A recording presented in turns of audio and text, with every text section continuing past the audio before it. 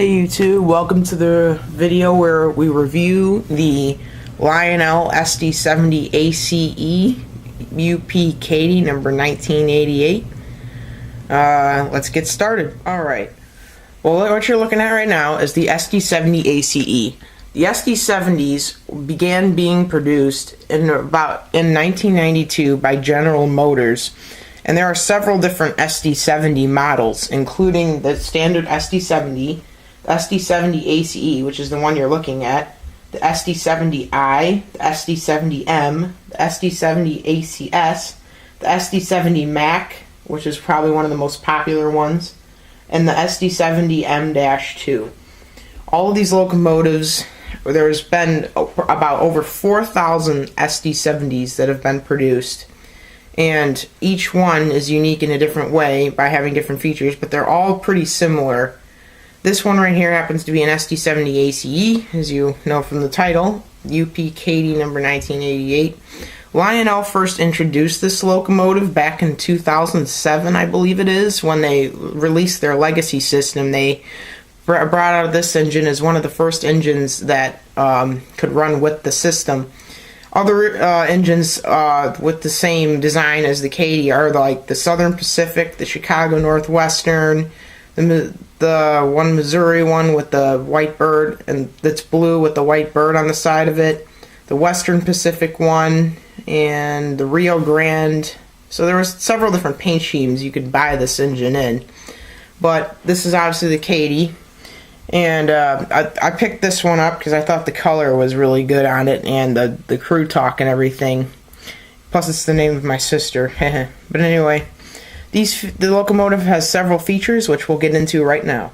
SD70Ace locomotives began being produced in 2004. And like I said earlier, they were produced by General Motors. And what they were produced for is they were in response to GE's Dash 9, to be able to compete. So what General Motors wanted to do, they wanted to throw out one of their own efficient diesel locomotives that would have some kind of chance to compete with GE's Dash 9. The SD70Ace locomotive delivers 4,300 horsepower. It's a very powerful locomotive that can pull a lot of freight on its own. Usually they can travel in tag teams, but the heritage units are pretty hard finds. If you happen to see one, that's actually pretty rare because there's only a couple of them in the country. But anyway, let's look at the front of the locomotive. Alright, I brought in a light because it was kind of dark, but here we are, we're looking at the front of the locomotive.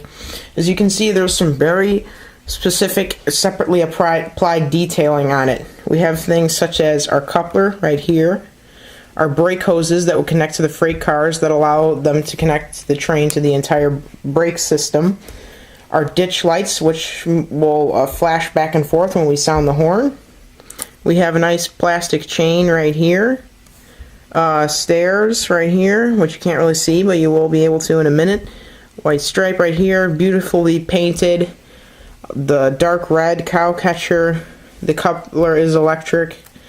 We have this kind of detailing right here. I'm pretty sure this is used for, you know what, I can't be exactly sure what this is used for. But it's a separately applied detailing that Lionel did, and it moves up and down, but usually I want to keep it straight out so I don't break it off.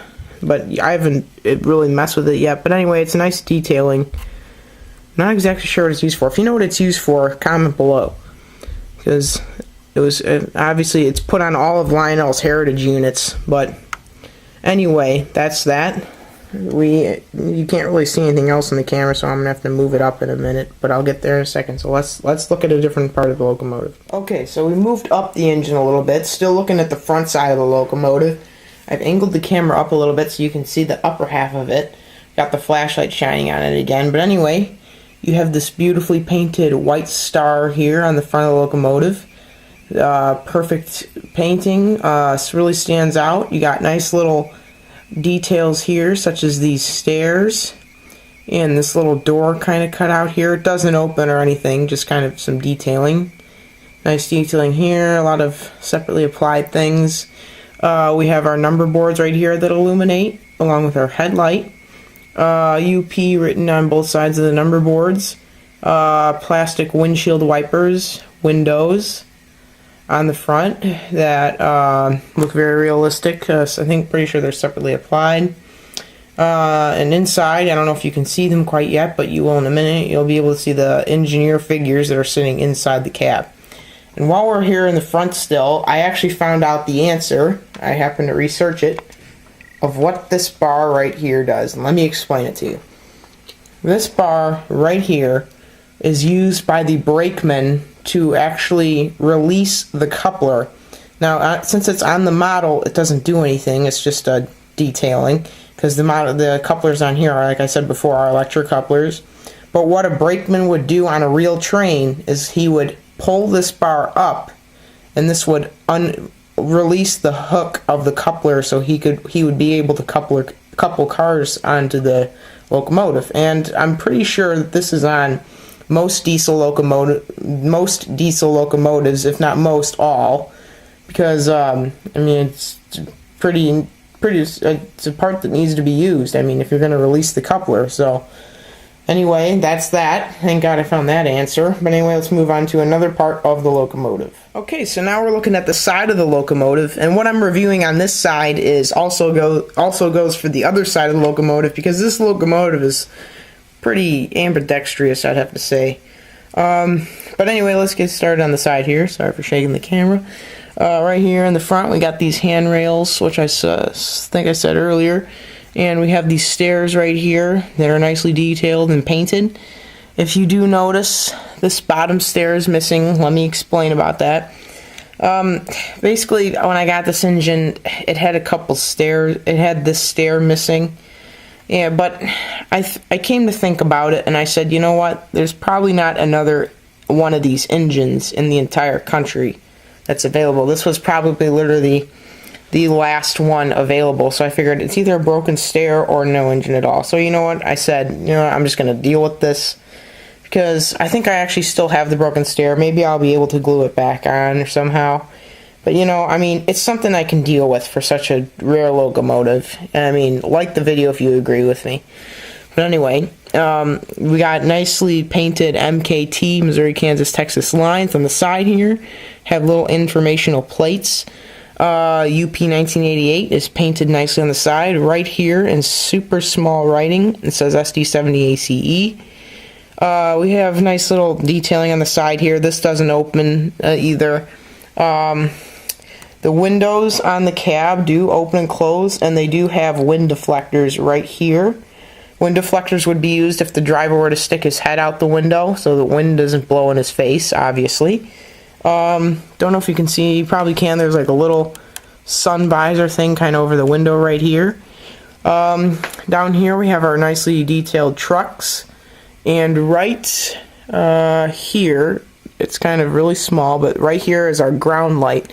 And let me explain what ground lights are for. Ground lights are for the engineer to look down at nighttime to determine whether his train is moving or not. Because when it's dark out, if the diesel is moving very slowly, it's hard to tell whether or not it's actually moving or if it's stopped. So what the engineer does is he looks down at his ground lights to determine if he is actually moving or not. On this model, the ground lights will go off after speed step 24 or 25. I forget which one it is exactly.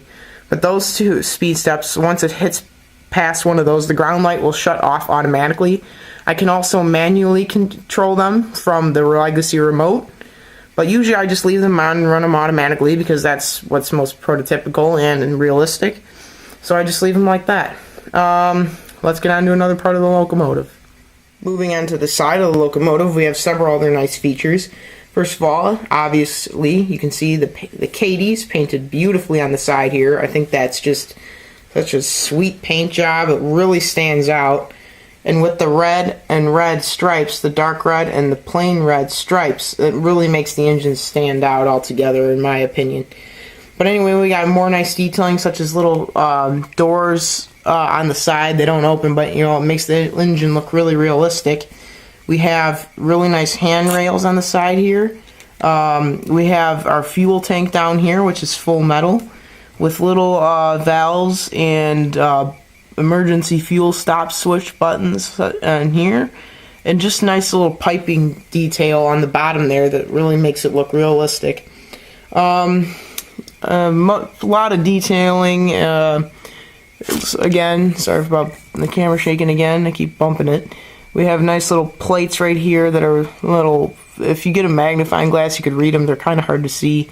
A vent right here, and just such little details that really make the engine kind of stand out and look realistic. Really, that's another reason why I picked up this engine, because the detailing, even for one of the earliest legacy engines released. But anyway, let's get on to the next part of the engine. Okay, now we're looking at the back of the locomotive. Get the light on a little bit more. As you can see, we got our nicely detailed trucks again, but on the back there are no ground lights, obviously, because what good would they be to the engineer if they were back here? You can't even see them. But still nicely detailed trucks with a lot of piping and such. We have this brake wheel right here that's separately applied. Proud Heritage, Powerful Future, Union Pacific, Building America. Nicely painted on the side here with more detailing, door detailing and such.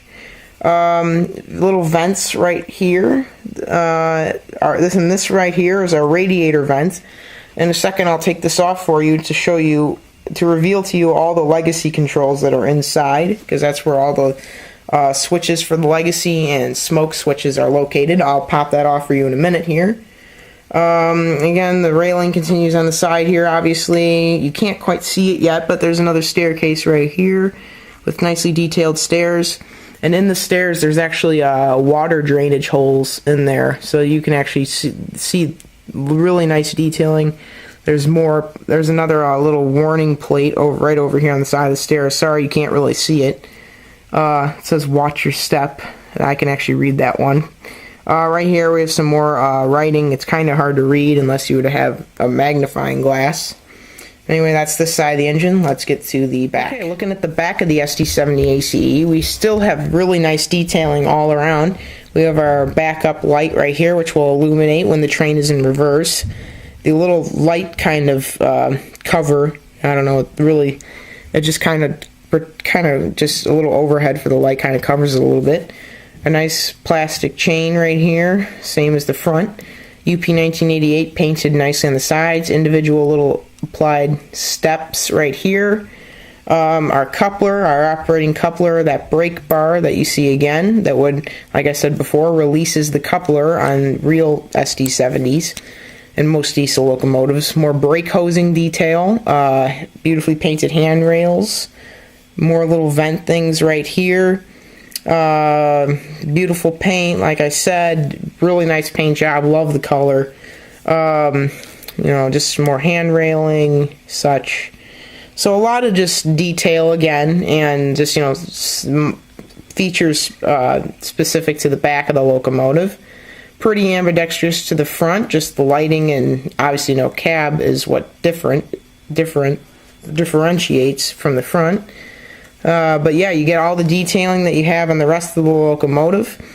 But now I want to show you some of the hidden features of this locomotive, such as the underside and the legacy control center. But first, let's look at the top of the locomotive. Okay, here we are on the top of the locomotive. I'm holding the camera now, so it'll be a little bit more shaky. But anyway, I'm going to kind of just breeze over the whole top, reviewing several things. We have this nice kind of roof hatch thing. I'm not even sure what this is. I think that's a roof hatch. I'm pretty sure, but it doesn't open or anything. It's just detail. Some little applied detail here. Really nice. Sweet paint job. It kind of looks like red arrows pointing, because of the red alternative colors. Kind of look like it's pointing this way. Our smoke system right here, and let me tell you, this thing is quite a smoker. Whistles, or I mean horn. Diesel engines obviously have a horn right here, separately applied, really detailed. Our radiator vent, the fans do not spin, but are nicely detailed anyway. We have our little fan covers right here, and I'll pop this off in a minute, like I said. Another fan right here does not spin, but again, nice detailing. And again, separately applied little handrails in various spots of the train. Little, not sure, another little vent here. And just numerous details kind of all over the engine. that really make it stand out and look very prototypical. But anyway, let's get to the features of the locomotive that you can't necessarily see from the outside. So first I'm going to start by popping off the radiator vent located here. Okay, although I desperately hate pulling off that radiator vent because it is indeed very fragile, has very small little clips on it in the back, and it's kind of a pain to pop off because I'm afraid to break it. And if any of you out there have an SD70, you know what I'm talking about. But anyway, I was able to get it off. Now we have several nice controls inside the radiator vent. Let me bring the camera up to show you. Have it. Hopefully the flashlight allows for you to see better. But anyway, we have our several different legacy controls, like here. Sound, no sound, smoke, no smoke. Our Odyssey switch and our program run switch. This knob right here controls the volume. I have it all the way because I can turn it down manually from the legacy remote. Back here is where you can install a 9-volt battery, and Lionel recommends you do install one.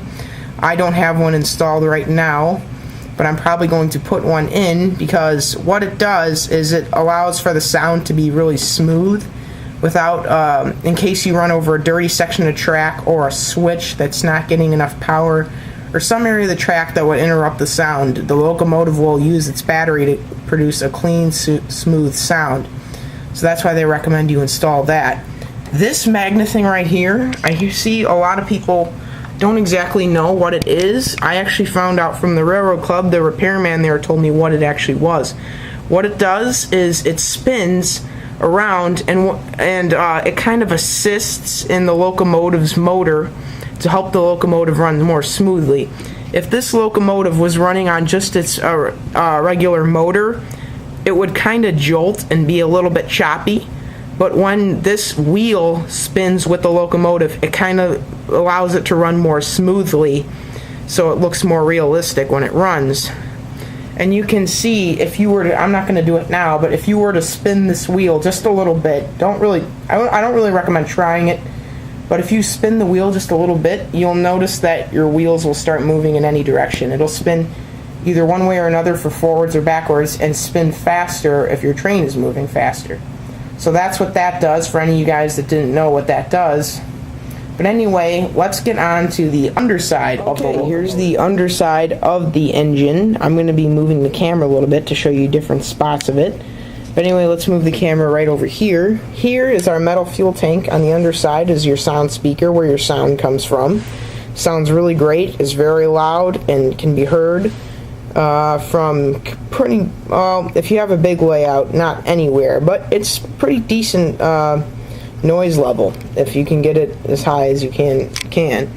But back here we have our back trucks, obviously our roller pickups, our wheels right here, and our gears that are on the other side, which are right in front of these wheels here. Same thing on the front truck. We have our roller pickups. Gears are located right here in our wheels. Now, how you lubricate this engine is what Lionel recommends, obviously, and this is for all engines. You lubricate the wheel axles with oil, the gears with grease. You put a little bit of grease on the gears, and it'll spin in there and lubricate them. Oil will kind of make the wheel axles less squeaky and roll smoother. So you want to lubricate it when it gets dry, or what I hear from Lionel, you want to lubricate your engines about every 16 hours of run time to keep them well maintained and increase the life of your engine. So that's lubrication spots in the underside of the locomotive. I think we pretty much hit every part of the locomotive. So I guess we can fire it up and I can show you some of the crew talk and whistle and other such features of the sound and running noises. So let's do that now. Okay, here we are. We got the engine back on the tracks. The radiator vent was put back on successfully. I didn't break anything, thank God. But anyway, without further ado, let's fire this bad boy up and hear some of the sounds. By the way, love the crew talk. I'm sure you will too. Here we go. Let's start with just the basic startup. Katy, 1988. Do you copy? Copy. 1988 here. Start up and stand by. Copy. Out.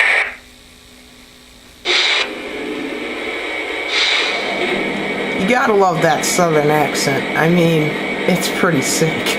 probably my favorite Crew Talk out of any legacy engine I've ever heard. I don't know about you, but I'm not going to be smoking the engine in this video because it kind of smokes up my basement a lot. I'll smoke it in the running videos for you, but since this is just review, we're going to keep it clean. Let's hear some sounds. Let's start with the whistle. I'm going to start with different intensities and increasingly build.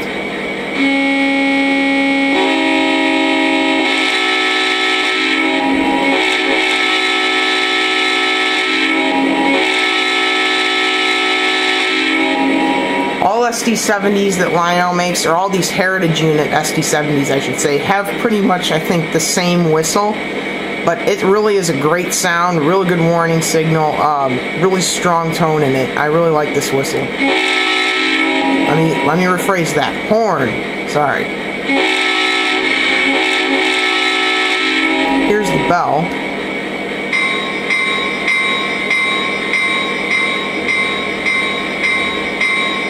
Sounds great as well. Let's hear some of the Crew Talk. 1988 here. Can I go? Over. 1988. Please stand by. Over. Copy. Standing by. 1988 out. By the way, forgot to mention, when the train's in motion going forwards and you blow the horn, I said earlier in this video, these two lights will flash back and forth, the two ditch lights. So when I get it moving, you'll see that in a second here. Here's another Crew Talk. 1988. You're good to go. Over. That's good news. Thank you, sir. 1988 is cleared outbound. Out. I just love this Crew Talk. I'm sorry. Sorry I keep repeating myself, but man, that's hilarious and amazing at the same time. Alright, anyway. As you can see, the cab lights are on. I'm not in the right screen to turn them off at the moment. Anyway, let me show you the RPM levels on this engine. Here's standing still. Here's RPM level 1. Has 8 RPM levels. Level 1. Level 2. Comes level 3. It increasingly builds, obviously. Level 4. Level 5, level 6, level 7, and I think that actually might be the top level. Yeah, that's the highest level. Maybe I miscounted. But anyway, that's the highest level of RPM.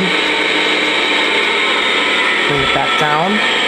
And you don't have to control the RPMs by yourself. It'll do it manually as the engine speeds up, but you can, if you're pulling a heavier load, might want to increase RPMs higher than it does automatically. Not sure if you can see the ground lights. You can kind of see it right there. You kind of see how it's like a blue lighting a little bit. That's the ground light. Anyway, let's start the engine up just a little bit here. Get it moving just a little bit so you can see the lights. When you see the engine move, the cab light will shut off and the ditch lights will illuminate. So let me just go real slow here and show you. There go the ditch lights. Here's the horn with the ditch lights on.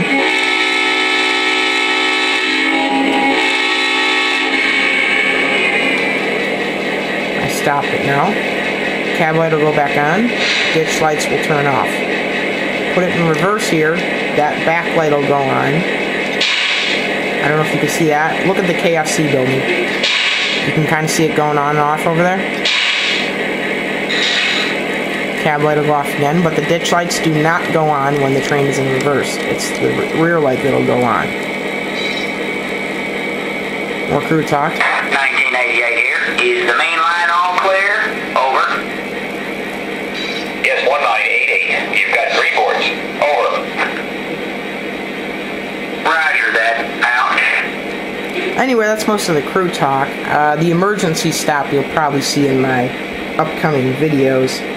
Like I said, smoke is off right now. But anyway, that's most of the sounds. Wait a minute. Gotta give you the shutdown, obviously. Here it is. 1988 here. I'm shutting this train down. Out.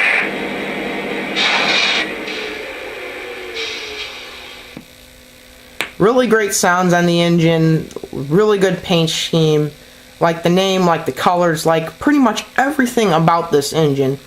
Since it was an older SD70, one of the first released, it doesn't have as many features such as like sequence control. I don't believe it does. I think I tried it and it didn't work, obviously because it doesn't have it. But, I mean, it's still a wonderful engine, and I'm proud to own it, proud to run it. And that just about wraps it up for this review. Anyway, we'll get to running videos of this engine real soon. Thank you all for watching. I'm Steve, and we'll see you all next time in the running video. Thank you for watching.